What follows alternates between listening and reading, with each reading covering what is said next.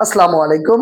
আজ আমরা নবম দশম শ্রেণীর 9.1 এর 15 নং প্রশ্নের সমস্যার সমাধান করব।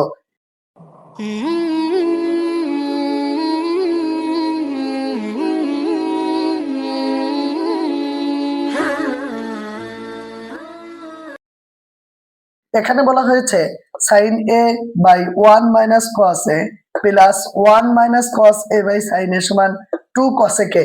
তো আমরা এখানে দেখতে পাচ্ছি যে sin a by 1 minus cos a আছে, আর এখানে 1 minus cos a by sin a আছে। অর্থাৎ এটা ভগ্নাংশের যেরকম যোগ বিয়োগ করি আমরা ওরকম করব, অর্থাৎ হরগুলোর লসাগু করব।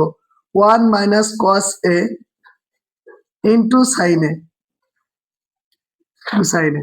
তো এখানে 1 মাইনাস cos a এবং 1 মাইনাস cos a ভাগ করলে আমাদের 1 মাইনাস cos a চলে যাবে, sin এর সাথে sin a গুণ করলে sin স্কয়ার a হবে, প্লাস এই sin a এইটা দ্বারা sin a কে ভাগ করলে অর্থাৎ 1 minus cos a into sin a K sin a দ্বারা ভাগ করলে sin a চলে যাবে, থাকবে হলো 1 মাইনাস cos a।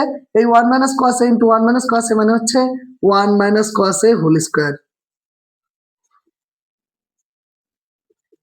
তো এখানে আমরা লিখতে পারি sin square a plus a minus b whole square, অর্থাৎ a স্কয়ার মাইনাস 2a অর্থাৎ 1 এর সাথে গুণ করলেও যা না করলেও তাই 2ab, b হচ্ছে cos a, 2ab plus b square, আর নিচে আমরা দিব 1 minus cos a into sin a। অর্থাৎ আমরা এখন জানি যে sin square a plus cos square a সমান 1।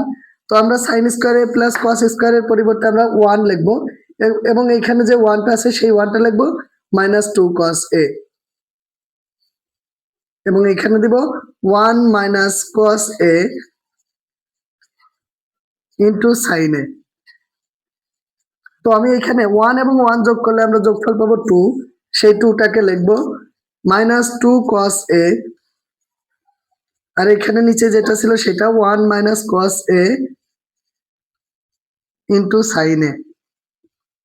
তো আমি এখন যেটা পাবো সেটা হচ্ছে এই 2 এবং মাইনাস 2 cos a, এই দুইটা বীজগণিতিক রাশি, এই দুইটার মধ্যে 2 কমন আছে, তাহলে 2 কমন নিব।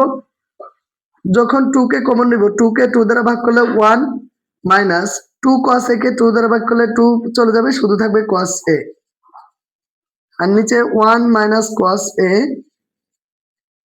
Into sin a। এখন 1 মাইনাস cos a এবং 1 মাইনাস cos a বাদ, তাহলে 2 ইনটু 1 বাই sin a, অর্থাৎ 1 বাই sin a মানে হচ্ছে cosec a, 2 cosec a। তো আমাদের বাম পক্ষ সমান ডান পক্ষ প্রমাণ করতে বলছে 2 cosec a, আমরা এখান থেকেও পাইলাম 2 cosec a, অর্থাৎ আমাদের বাম পক্ষ যা চাইছিল ডান পক্ষে সেটা আমাদের প্রমাণ হয়ে গেল। তাই আমরা লিখে দেব প্রমাণিত। আশা করি সকালেই বুঝতে পেরেছো। Thank you so much.